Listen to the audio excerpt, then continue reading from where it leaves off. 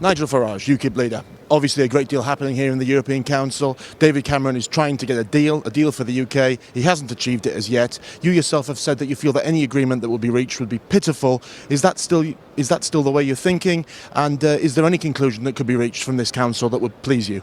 Well, this all started with Bloomberg. His big speech 3 years ago, he said, if I become Prime Minister, there'll be a referendum, there'll be fundamental treaty change, a big reform of Britain's relationship with the EU, even a reform of the EU itself, which was, goodness me, very ambitious. And what we finished up squabbling about are effectively UK tax credits, which is a relatively small part of the pull factor that has led so many people to come into Britain every single year.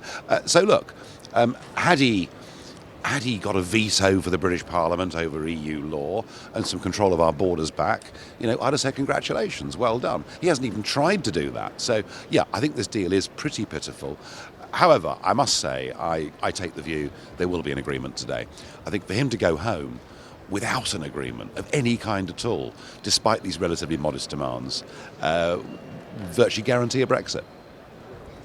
Any changes that are proposed today, any fundamental agreement that is reached, strikes me that it doesn't actually change the need or the need for the EU or the role of the EU.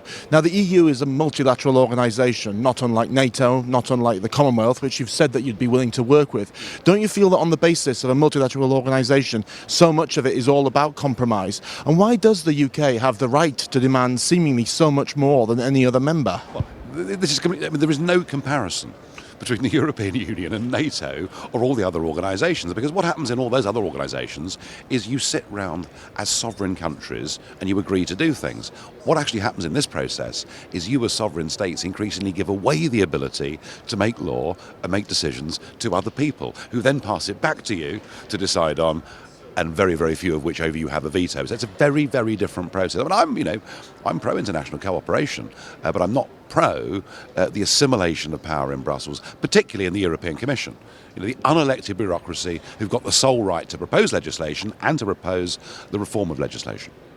Do you not feel that in your country that the Conservatives with a small c, are much more likely to vote to remain as opposed to leave? I think those that are comfortably off are probably more likely to vote because they're happy with their lives.